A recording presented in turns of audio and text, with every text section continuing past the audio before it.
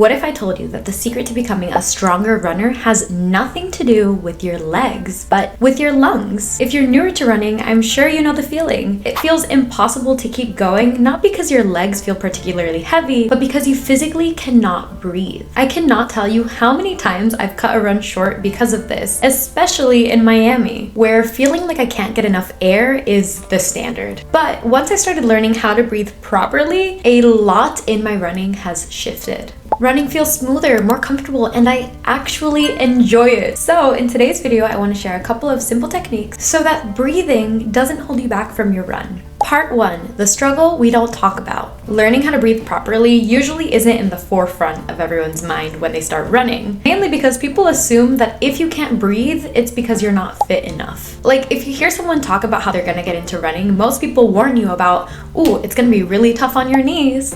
But as someone who's had knee surgery before I even started running, I can tell you that the hardest part for me was breathing, not the impact it had on my legs. I'd take off too fast, my breathing would get shallow, and minutes later, I'd be over it. I thought something was wrong with me. But the truth is, this happens to almost every new runner. Luckily, there are a couple of things that you can do to fix it. Part 2, building rhythm and control. What finally helped running feel easier is when I found a rhythm. And by that, I mean a breathing rhythm. You can do the 2x2 rule, or I like to do the 4x4 rule. So when I notice myself having a more difficult time breathing, I'll inhale 1, 2, 3, 4, and exhale 1, 2, 3, 4. This is especially helpful if you can pair that breathing with your steps. The next time you want to run or you feel like you're out of breath, pair your breathing with your steps. Honestly, doing this is even a great distraction for the run itself. If you're in a particularly difficult part of your running and you focus on just the breathing, trust me, the run will go by a lot faster. Another game changer is switching from shallow breathing to deep breathing. If you put your hand on your belly and your chest, you can tell the difference. Like, shallow breathing is what I'm doing right now, where I'm basically holding my breath and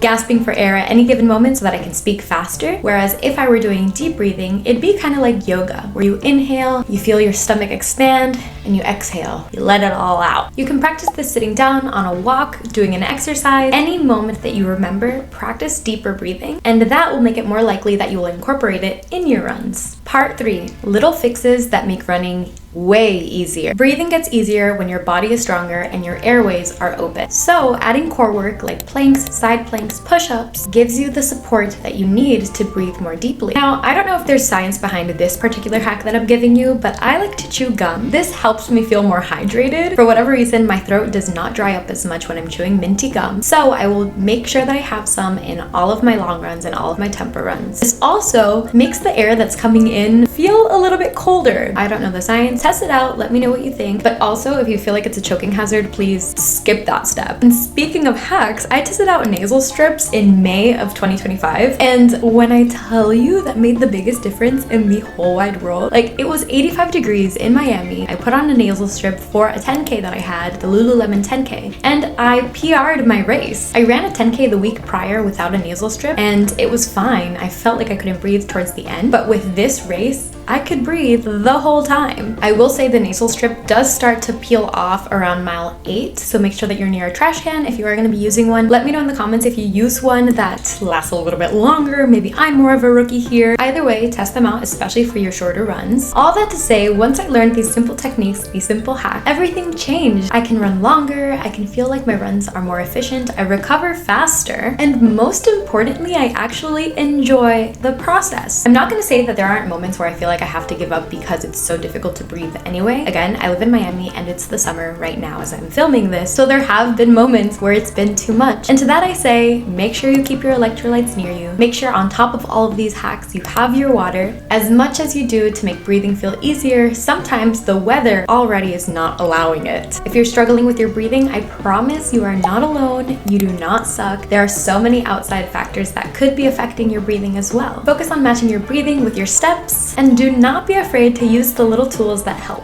Any of this helped, please subscribe for more beginner-friendly tips. I post weekly vlogs on Fridays. I'm always here to share what has worked for me so that hopefully it works for you too. But thank you so much. Like, subscribe, all the things. Bye!